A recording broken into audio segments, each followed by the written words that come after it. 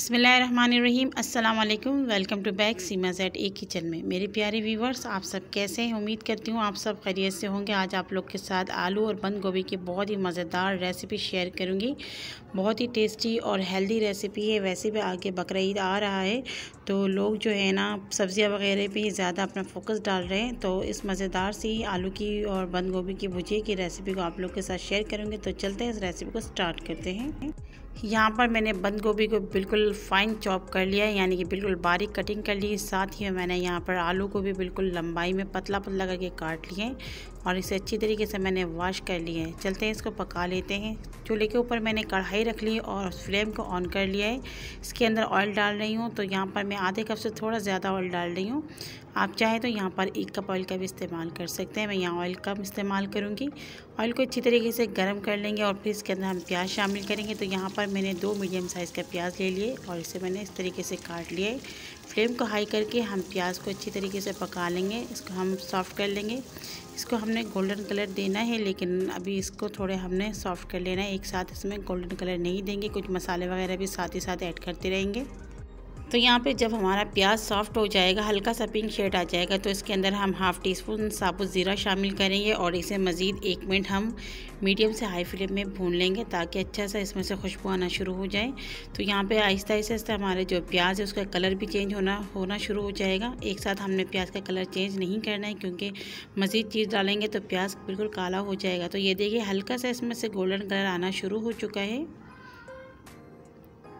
तो तकरीबन यहाँ पे 2 से ढाई मिनट हो गए। प्याज में हल्का सा गोल्डन कलर आ चुका है। अब इसके अंदर हम डालेंगे कड़ी पत्ते। तो मैंने यहाँ पे 10 से 15 अदद कड़ी पत्ते ले लिए, ये इसके अंदर डाल देंगे। इससे बहुत ही ज़बरदस्त खुशबू आएगा। तो इसको डालने के बाद इसे भी तकरीबन हम 1 मिनट तक पका लेंगे ताकि जो कड़ी पत्ते की फ्लेवर है वो भी अच्छी तरीके से इसमें रस बस जाए।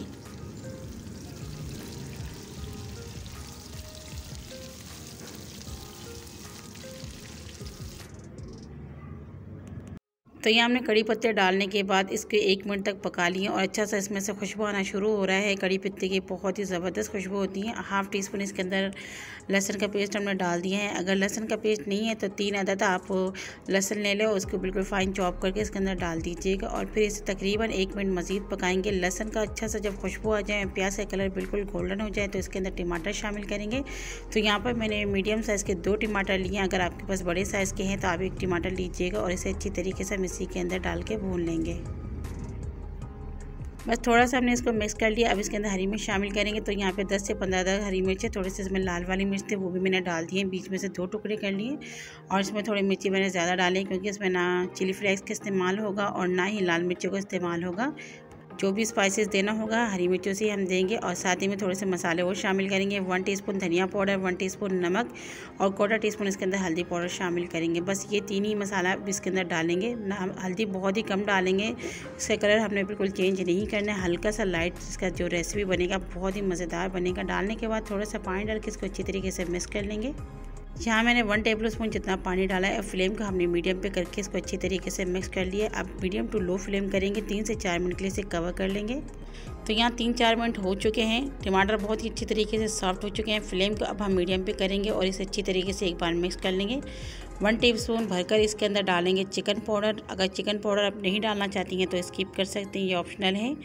इसके बगैर भी बहुत ही मज़े की लगती है। बस मैंने थोड़े से टेस्ट को ज़्यादा बढ़ाने के लिए इसमें चिकन पाउडर का इस्तेमाल कर लिया है। अच्छी तरीके से इसे मिक्स करेंगे और थोड़ी सी इसकी भुनाई करेंगे 1 से 1.5 मिनट, ताकि इसके अंदर से बिल्कुल ऑयल सेपरेट हो जाए। तो ये आप देख सकते हैं मैंने इसकी अच्छी तरीके से भुनाई कर ली। ऑयल बिल्कुल सेपरेट हो चुके हैं, मसाले बहुत ही अच्छी तरीके से भुन चुके हैं और बहुत ही ज़बरदस्त इसमें से खुशबू आ रही है।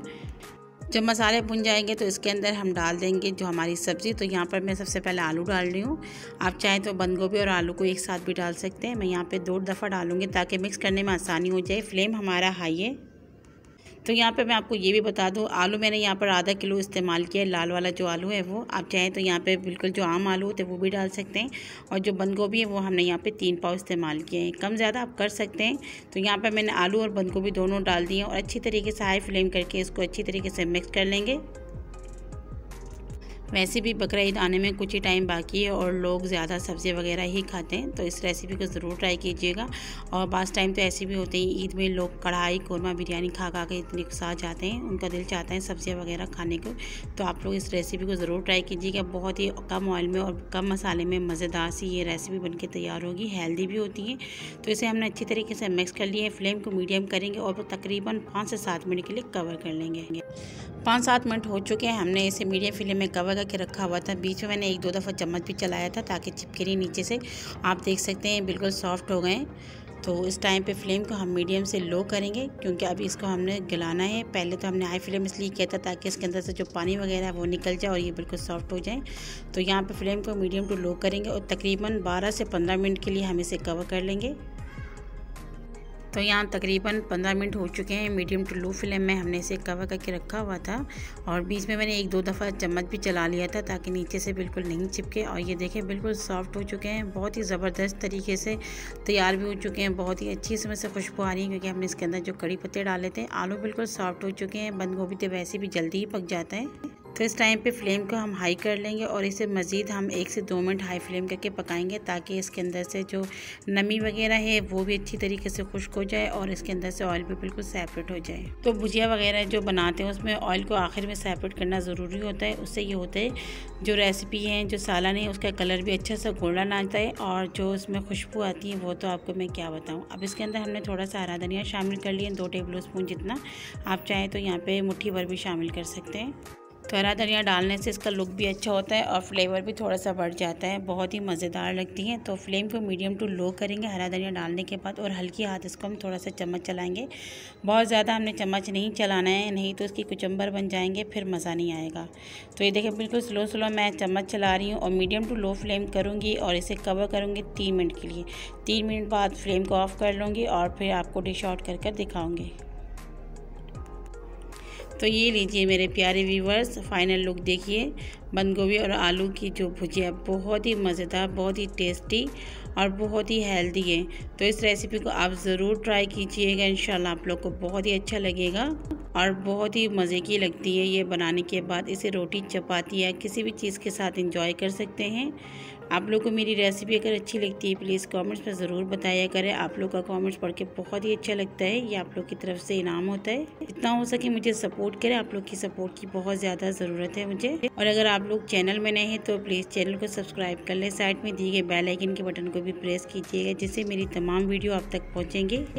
और वीडियो को स्किप करके नहीं देखा करें, बहुत ही छोटी और काम की रेसिपी आप लोग के साथ शेयर करती हूँ। अगली वीडियो तक के लिए इजाज़त दीजिए। अल्लाह हाफिज़।